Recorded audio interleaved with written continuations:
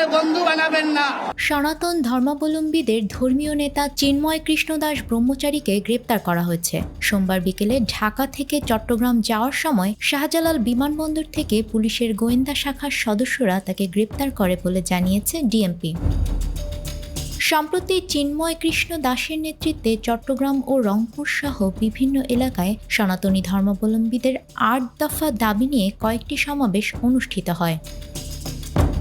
এর আগে গত ৩০ অক্টোবর চিন্ময় কৃষ্ণ দাস ব্রহ্মচারী সহ ১৯ জনের বিরুদ্ধে মামলা দায়ের করেন এক ব্যক্তি। জাতীয় পতাকা অবমাননার অভিযোগে রাষ্ট্রদ্রোহ আইনে এই মামলা দায়ের হয়। মামলার পরই দুজনকে গ্রেপ্তার করে আইন শৃঙ্খলা বাহিনী।